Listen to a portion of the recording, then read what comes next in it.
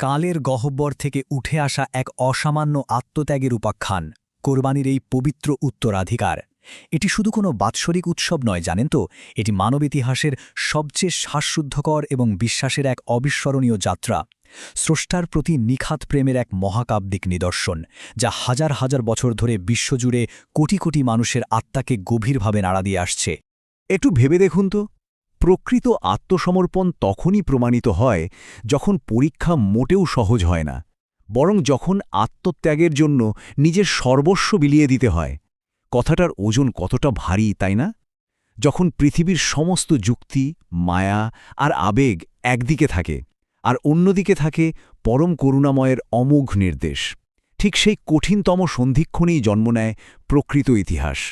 প্রথম অধ্যায়, হজরত ইব্রাহিম আলাইহিসসালামের যুগ। কল্পনা করুন এমন এক সময়ের কথা যখন পুরো পৃথিবী ডুবে আছে অন্ধকারের অতল গহ্বরে। চারিদিকে শুধু অজ্ঞতা আর মূর্তিপূজা। আর সেই অন্ধকারের বুক চিরে একা দাঁড়িয়ে আছেন একজন মানুষ। তার পুরো জীবনটাই যেন ছিল আগুনের পরীক্ষা। প্রথমে সেই অন্ধবিশ্বাসের বিরুদ্ধে সম্পূর্ণ একাকী লড়াই, তারপর নমরুদের সেই লেলিহান অগ্নিকুণ্ড থেকে ঐশী রহমতে অবিশ্বাস্যভাবে রক্ষা পাওয়া, আর সবশেষে চরমানভীন এক রুক্ষ মরুভূমিতে নিজের পরিবারকে রেখে আসার সেই অত্যন্ত কঠিন পরীক্ষা। এই প্রতিটি পরীক্ষাই কিন্তু স্রষ্টার সাথে তার পবিত্র বন্ধনকে আরও ইস্পাত কঠিন করে তুলেছিল। দ্বিতীয় অধ্যায়, সেই ঐশী স্বপ্ন। রাতের নিস্তব্ধতা, যখন পুরো পৃথিবী গভীর ঘুমে আচ্ছন্ন, ঠিক তখনই নবীদের কাছে আসে ঐশী বার্তা। এবার ভেবে দেখুন একজন পিতার কথা। জীবনের শেষ প্রান্তে বহু প্রার্থনার পর যিনি পেয়েছেন এক আদরের সন্তান, হজরত ইসমাইল আলাইহিসসালাম। আর সেই পিতাই স্বপ্নে আদিষ্ট হচ্ছেন নিজের সেই নারী ছেঁড়া ধন, প্রাণাধিক প্রিয় পুত্রকে স্রষ্টার সন্তুষ্টির জন্য কোরবানি করতে। ভাবা যায় বিশ্বাস আর আবেগের কি এক অবিশ্বাস্য হৃদয়বিদারক দ্বন্দ্ব। সত্যিই তো, একজন নিবেদিতপ্রাণ পিতা কিভাবে এত অকল্পনীয়, এত ভারী একটা নির্দেশ মেনে নিতে পারেন? জাগতিক কোনো যুক্তি দিয়ে কি এর ব্যাখ্যা দেওয়া সম্ভব? অসম্ভব। এই যে এক চরম নীরবতা, এই যে অবর্ণনীয় মানসিক যন্ত্রণা, এর মাঝেই তো লুকিয়ে আছে বিশ্বাসের সেই চূড়ান্ত পরীক্ষা। এমন এক পরীক্ষা যা আমাদের মতো সাধারণ মানুষের কল্পনার অনেক ঊর্ধ্বে। তৃতীয় অধ্যায়, নিরঙ্কুশ আত্মসমর্পণের এক দুর্গম পথ। পিতার পুত্রের এই যাত্রা কিন্তু কোনো সাধারণ হাঁটা পথ ছিল না। এটা ছিল তাওয়াক্কুলের এক চরম দৃষ্টান্ত। তাওয়াক্কুল অর্থাৎ আল্লাহর ইচ্ছা আর প্রজ্ঞার ওপর পরম অবিচল আস্থার এক গভীর আধ্যাত্মিক অবস্থা। যখন আপনার সামনের পথ ঘোর অন্ধকার, যখন আল্লাহর নির্দেশ আপনার হৃদয়ে রক্তক্ষরণ ঘটাচ্ছে, ঠিক তখনও এই বিশ্বাসটুকু অটুট রাখা যে যিনি এই নির্দেশ দিয়েছেন তিনিই সর্বোত্তম পরিকল্পনাকারী। এর চেয়ে বড় সমর্পণ আর কি হতে পারে? বিশ্বাসের এই আরোহণে তিনটি অত্যন্ত আবেগময় মুহূর্ত আছে। প্রথমটি সেই ঐশী নির্দেশনা, দ্বিতীয়টি বুক ফাটা কষ্ট চেপে রেখে একজন পিতার অত্যন্ত কোমল স্বরে সেই নির্দেশ পুত্রের কাছে প্রকাশ করা, আর তৃতীয়টি যা গোটা বিশ্বকে স্তব্ধ করে দেয়, একজন কিশোর পুত্রের অত্যন্ত শান্ত, ধীর আর দৃঢ় সম্মতি।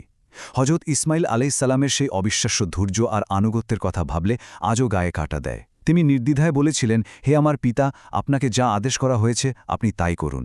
কি অসীম সাহস! চতুর্থ অধ্যায়, সেই চূড়ান্ত আত্মত্যাগ। দৃশ্যটা একবার চোখের সামনে আঁকার চেষ্টা করুন। মিনার, সেই প্রখর রৌদ্রতপ্ত প্রান্তর, চারপাশের বাতাস যেন স্তব্ধ, সময় থমকে দাঁড়িয়েছে। একদিকে অবিচল ভক্তি, একজন পিতা সম্পূর্ণ প্রস্তুত তার কলিজার টুকরোকে কোরবানি করতে, হাতে উদ্যত ছুরি, চোখে হয়তো অঝোর ধারা, কিন্তু অন্তরে এক বিন্দু দ্বিধা নেই। আর ঠিক অন্যদিকে পরম করুণাময়ের অসীম রহমত। আল্লাহ তো কখনোই মানব বলিদান চাননি, তিনি শুধু দেখতে চেয়েছিলেন তার প্রতি এই বান্দার ভালোবাসার গভীরতা কতটা অতলস্পর্শী।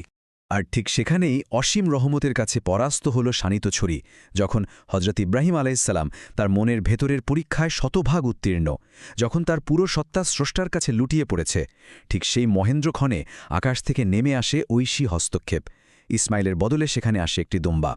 এই গায়ে কাটা দেওয়া ঘটনাটি আমাদের কি শেখায় জানেন? আল্লাহ যখন আমাদের কোনো কঠিন পরীক্ষায় ফেলেন, সেটা আমাদের ধ্বংস করার জন্য নয়, বরং তার অসীম রহমতের বৃষ্টিতে আমাদের সিক্ত করার জন্যই। পঞ্চম এবং শেষ অধ্যায়, পবিত্র কোরবানির এক শাশ্বত উত্তরাধিকার।